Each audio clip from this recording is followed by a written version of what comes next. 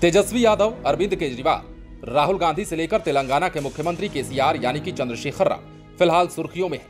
दरअसल ये सभी अभी सीबीआई से लेकर ईडी तक के निशाने पर हैं और ये संयोग से सभी बीजेपी के विरोधी दलों से ही बिलोंग करते हैं। और इसे भी संयोग कहें या फिर प्रयोग कि केंद्रीय जांच एजेंसियों के निशाने पर विरोधी पार्टी के नेता हैं। ऐसे में सवाल भी उठते रहते हैं कि आखिर सारे विरोधी नेता ही केंद्रीय जांच एजेंसियों के निशाने पर क्यों आ जाते हैं। भ्रष्ट नेता तो सत्ता पक्ष के खेमे में भी है, फिर उन पर कार्रवाई क्यों नहीं।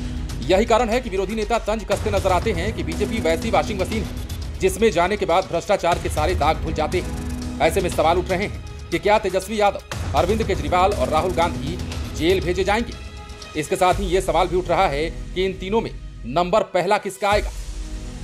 दरअसल बिहार से लेकर दिल्ली तक की सियासत में ये सवाल ऐसे नहीं उठ रहे हैं, इसके संकेत लगातार मिल रहे हैं। दिल्ली के उप मुख्यमंत्री मनीष सिसोदिया को जेल भेजा जा चुका है और इसके पहले केजरीवाल के ही मंत्री सत्येंद्र जैन को भी जेल भेजा जा चुका है। वहीं बिहार के तेजस्वी यादव से लेकर सोनिया गांधी और राहुल गांधी तक से पूछताछ की जा चुकी है। हाल ही में सीबीआई और ईडी दोनों ने ही तेजस्वी यादव से लंबी पूछताछ की। दिल्ली के मुख्यमंत्री अरविंद केजरीवाल को भी सीबीआई की ओर से नोटिस मिला है, उनसे 16 अप्रैल को पूछताछ की जाएगी। अरविंद केजरीवाल को कल शुक्रवार को ही सीबीआई की ओर से नोटिस थमाया गया है। बताया जाता है कि दिल्ली के मुख्यमंत्री अरविंद केजरीवाल को कथित दिल्ली शराब घोटाले के मामले में केंद्रीय जांच ब्यूरो ने पूछताछ के लिए बुलाया है। जांच एजेंसी ने दिल्ली के मुख्यमंत्री के खिलाफ सबूत होने का भी दावा किया है। सीबीआई का कहना है कि सबूत के आधार पर ही अरविंद केजरीवाल को समन जारी किया गया है। दूसरी ओर प्रवर्तन निदेशालय यानी कि ईडी की तरफ से हाल ही में इस मामले में चार्जशीट दायर की गई है। दायर चार्जशीट के अनुसार अरविंद केजरीवाल ने शराब कारोबारी और आबकारी नीति घोटाले के मुख्य आरोपी समीर महेंद्रू से फेस टाइम पर बात की थी। इस बातचीत में उन्होंने पार्टी के संचार प्रभारी विजय नायर पर भरोसा करने को कहा था। ईडी की ओर से इसी को आधार बनाया जा रहा है। बीजेपी के टारगेट पर तेजस्वी यादव, अरविंद केजरीवाल के बाद बड़े नाम के रूप में राहुल गांधी भी है। बेशक राहुल गांधी आज बीजेपी के लिए सबसे बड़ी टेंशन है और ये भी उनके टारगेट पर है। यह भी सच है कि बीजेपी भले ही राहुल गांधी का मजाक उड़ाती रही हो, लेकिन उनके निशाने पर सबसे अधिक राहुल गांधी ही होते हैं। राहुल गांधी एक कमेंट नरेंद्र मोदी पर करते हैं तो उनके कैबिनेट के 1 दर्जन मंत्री पलटवार करने पहुंच जाते हैं। ऐसे में समझा जा सकता है कि राहुल गांधी की क्या अहमियत है और यही कारण है कि आनन फानन में राहुल गांधी को जब मानहानि के एक मामले में 2 साल की मैक्सिमम सजा सुनाई गई तो उसके दूसरे ही दिन उनकी संसद सदस्यता रद्द कर दी गई। हालांकि राहुल गांधी की संसद सदस्यता रद्द किए जाने को लेकर नरेंद्र मोदी की काफी किरकिरी हो रही है। आरोप लगाया जा रहा है कि इस जल्दबाजी के पीछे बीजेपी का रोल है। कांग्रेस के नेता इसे लेकर बयानबाजी कर रहे हैं, आरजेडी वाले भी दोषी ठहरा रहे हैं। लेकिन सबसे ज्यादा यदि कोई गुस्से में है तो वे हैं जेडीयू के राष्ट्रीय अध्यक्ष ललन सिंह। ललन सिंह ने उसी दिन ट्वीट करके कहा, हड़बड़ी में कांग्रेस पार्टी के नेता राहुल गांधी की लोकसभा से सदस्यता समाप्त करने के निर्णय से स्पष्ट हो गया है कि केंद्र की बीजेपी सरकार बदले की भावना से कार्रवाई कर रही है और इसकी पूरी पटकथा बीजेपी ने ही लिखी। सूरत की सत्र न्यायालय द्वारा अपील के लिए दिए गए 1 महीने के समय को दरकिनार करते हुए आनन फानन में बीजेपी सरकार द्वारा लिया गया निर्णय बेहद दुर्भाग्यपूर्ण है।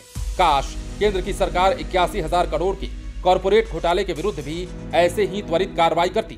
संभव है इसके जांच की मांग का खामियाजा राहुल गांधी को उठाना पड़ा है। इतना ही नहीं, अब जब सीबीआई की ओर से दिल्ली के मुख्यमंत्री अरविंद केजरीवाल को नोटिस भेजा गया है तो एक बार फिर ललन सिंह गरमा गए हैं। ललन सिंह ने ट्वीट कर इसके लिए बीजेपी सरकार को दोषी ठहराया। उन्होंने ट्वीट में कहा है कि भारत का संविधान और लोकतंत्र खतरे में है। केंद्र में सत्तासीन भाजपा सरकार द्वारा विपक्षी दलों के शीर्ष नेताओं के विरुद्ध अपने पालतू तोतों का दुरुपयोग बदस्तूर जारी है। अभी 11-12 अप्रैल को विपक्षी एकता के लिए सकारात्मक पहल होते ही तिलमिलाई भाजपाई सरकार की दिलो दिमाग में बदले की भावना भड़क उठी और अरविंद केजरीवाल को सीबीआई का नोटिस मिल गया। लेकिन 81,000 करोड़ का कॉर्पोरेट घोटाला उन्हें दिखाई नहीं देता है। ललन सिंह ने आगे लिखा है कि दिल्ली के मुख्यमंत्री अरविंद केजरीवाल ने शुक्रवार को ही प्रवर्तन निदेशालय यानी कि ईडी पर आबकारी नीति मामले में अदालत को झूठे सबूतों से गुमराह करने का आरोप लगाया है। ये कुछ भी करे, विपक्षी एकता का प्रयास जारी रहेगा। देश और देशवासियों को फांसीवादी ताकतों से बचाना है। 2024 में भाजपा मुक्त भारत होगा। दरअसल पॉलिटिकल एक्सपर्ट की माने तो राहुल गांधी की संसद सदस्यता रद्द किए जाने को लेकर नरेंद्र मोदी और बीजेपी की काफी किरकिरी हो रही है। ऐसे में बीजेपी सरकार की रणनीति यही है कि राहुल गांधी को भी भ्रष्टाचार के मामले में ही उठाया जाए। नेशनल हेराल्ड मामले में उनसे पूछताछ हो गई है। तेजस्वी यादव से लैंड फॉर जॉब स्कैम मामले में दोनों एजेंसियों ने पूछताछ की है। शराब मामले में अरविंद केजरीवाल को नोटिस मिल चुका है और इसी मामले में तेलंगाना के मुख्यमंत्री केसीआर की बेटी कविता के खिलाफ भी मामले तैयार किए जा रहे हैं। केसीआर के बारे में कहा जाता है कि वे बीजेपी विरोधी नेताओं को चुनाव के समय फंडिंग करते हैं। पॉलिटिकल एक्सपर्ट की माने तो बीजेपी के पास अभी सबसे बड़ा हथियार भ्रष्टाचार का मुद्दा है और इसी मुद्दे पर वो विरोधियों के निशाने पर ले रहे हैं ताकि कोई आरोप भी ना लगा सके। लेकिन जब बीजेपी के नेता पर यही आरोप लगता है तो पार्टी के तमाम नेता चुप्पी साध लेते हैं। कर्नाटक में ऐसे ही मामले को नजरअंदाज कर दिया गया जब एक बीजेपी से जुड़े व्यक्ति के यहाँ 8 करोड़ कैश मिले, लेकिन वहां ना तो सीबीआई की नजर पड़ी और ना ही ईडी की। 81,000 करोड़ का कॉर्पोरेट घोटाले को लेकर भी विरोधी सवाल दाग रहे हैं। ऐसे में मामले में विरोधी सवाल दाग रहे हैं कि अडानी की कंपनी में 20,000 करोड़ आखिर किसके हैं। लेकिन इस पर ना तो नरेंद्र मोदी की ओर से जवाब आ रहा है और ना ही अमित शाह की ओर से।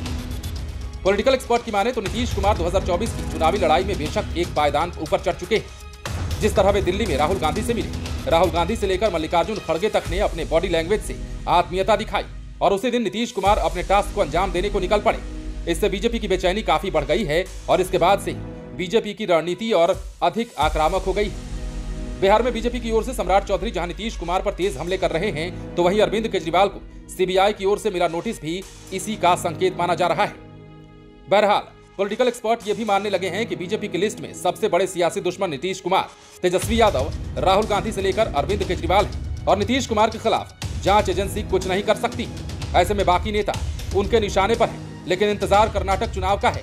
कहा जा रहा है कि कर्नाटक चुनाव के रिजल्ट को देखते हुए बीजेपी अपना अलग कदम उठाएगी। ये भी जान लीजिए कि 10 तारीख को कर्नाटक में चुनाव होने हैं और इसे लेकर मतदान किया जाएगा। इसके अलावा 13 तारीख को कर्नाटक में इन मतों की गिनती भी की जाएगी। ऐसे में सबकी निगाहें सियासत पर टिकी हुई है कि बीजेपी का अगला कदम क्या होगा।